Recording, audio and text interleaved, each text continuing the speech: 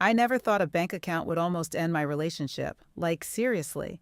Out of all the things couples fight about, cheating, lying, exes, emotional baggage, somehow mine became, why won't you show me your checking account?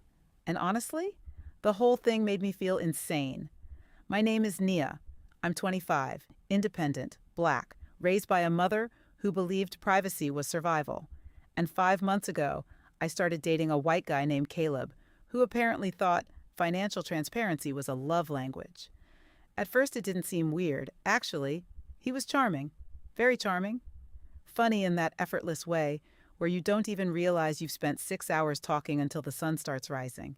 He opened doors, remembered little details, texted me good morning every day, and after the kind of dating experiences I'd had before, that felt refreshing, safe even. But then I started noticing things, small things, the kind of things that don't seem important until suddenly they are. You know you can order whatever you want, right? Caleb laughed one night while we were out at dinner. I looked up from the menu. I know. You keep checking prices. I just don't like spending recklessly, he grinned. Baby life's short. Easy thing to say when you grew up with money. I didn't say that out loud, though, because Caleb wasn't arrogant exactly, just unaware. There's a difference. He came from the kind of family where money was discussed openly. Investments at dinner, vacation homes, trust funds casually mentioned like weather reports. Meanwhile, I grew up hearing things like, don't tell people how much money you have. Never let anybody know your financial situation. People move funny when they know what's in your account, especially men, especially if they think you need them. My mother drilled that into me young. Privacy wasn't secrecy, privacy was protection. And maybe some people won't understand that. But black women usually do, because too many of us grow up learning that independence isn't optional. It's survival. The first time Caleb showed me his bank account, I genuinely thought it was an accident. We were sitting on his couch watching a movie when he opened his banking app. Then, suddenly, he turned the phone toward me casually. See? He said proudly. I blinked. Okay? There was over $30,000 sitting in his checking account like it was nothing.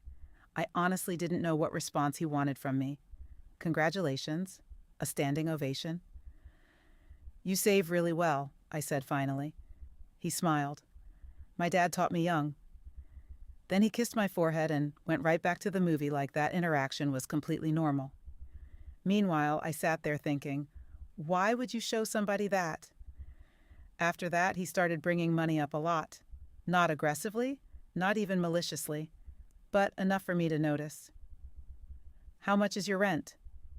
How much do you make at your job? How much student debt do you have left? Questions, constant questions. I answered vaguely most of the time, not because I had something to hide, but because I genuinely didn't think he needed to know. We had been together 5 months, not 5 years, and every time I avoided answering directly, I noticed something in his expression shift. Curiosity, frustration, like he couldn't understand why I had boundaries around money. You're very guarded, he said one night. We were brushing our teeth side by side in his bathroom. I looked at him through the mirror. About what? Everything financial, I shrugged. That's how I was raised. But I tell you everything. I rinsed my toothbrush calmly. I never asked you to. That landed harder than I expected, because suddenly the bathroom went quiet. Too quiet. You make it sound like I'm forcing information on you. A little bit, yeah. He stared at me. I'm trying to build trust, and I am trusting you. Then why won't you let me in? I sighed softly, because how could I explain something he had never had to understand? That for some people, money isn't just money, it's safety, security, freedom. And once people know what you do or don't have, dynamics change. The actual argument happened 3 days later, and honestly, it started stupidly. We were lying in bed scrolling through TikTok when Caleb randomly said, "Show me your bank account." I laughed because I genuinely thought he was joking. Then I realized he was serious. No. He frowned immediately. Why not? Because it's my bank account? We've been together months. Exactly. Months. His expression hardened slightly. You think that's weird. I think asking is weird. That clearly irritated him. But you've seen mine, because you showed me. You could show me yours too. I sat up slowly. Why do you even want to see it? He hesitated. Too long. Then, I don't know, couples should be open. We are open. Not financially. We're not married, Caleb. The second I said that, I knew the conversation was about to go left, because his jaw tightened immediately. So what, you think I'm trying to use you? I crossed my arms. I think people can act differently depending on what they think you have. That's ridiculous. No, I said calmly. That's reality. He shook his head. This feels childish. And there it was. That word, childish. Like my boundary was immature simply because he didn't understand it. I stared at him for a long moment, then said quietly, or maybe you just don't like hearing no. That hit him instantly. You're making me sound controlling. I said it feels controlling. Because I want transparency? No, I snapped, because you keep pushing after I already said no. Silence. Heavy silence. Then he laughed once, short, disbelieving. You really think I care whether you have more or less money than me? I looked away, because honestly, yeah. Part of me did think that, not necessarily consciously. But somewhere deep down, I worried if he saw a low number, something would shift. Maybe he'd pity me. Maybe he'd think he had leverage. Maybe he'd start acting like the provider, like the savior. And I hated that possibility more than I could explain. You don't get it, I said quietly. His expression softened slightly. Then explain it to me. I swallowed. Then finally said what I'd been avoiding. You grew up different than me. He frowned. What's that supposed to mean? It means money was never survival for you the way it was for me. No, listen. I sat up straighter. You grew up in a family where talking about money was normal. I grew up being taught not to tell anybody my financial business because people treat you differently afterward. He opened his mouth, then closed it again. And honestly, I continued softly, as a black woman, I've seen too many situations where men feel powerful once they know you need them financially. His eyes widened slightly. You think I'd do that? I don't know, I admitted honestly. We've only been together 5 months.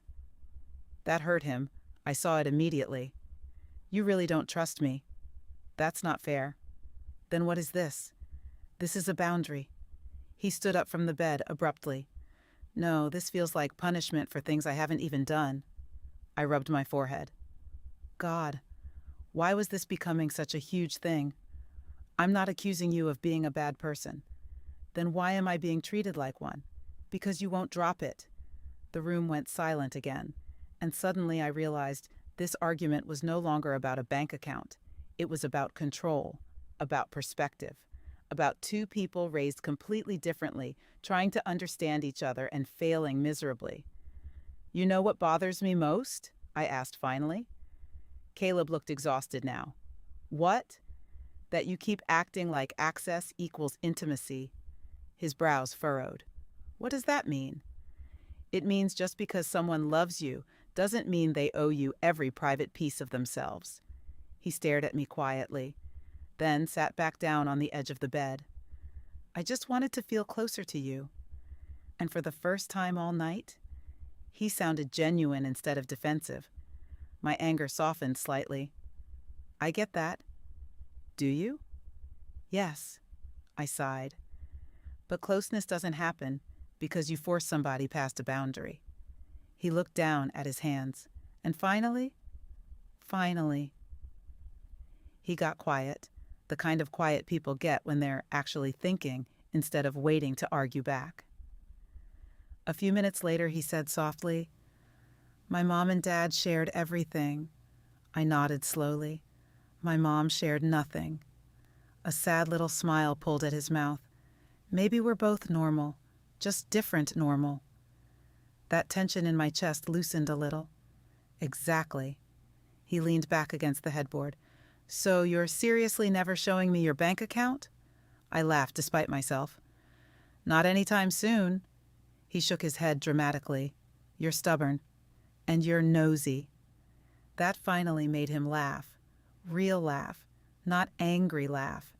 And just like that, the fight stopped feeling like a breakup waiting to happen and started feeling like what relationships actually are sometimes.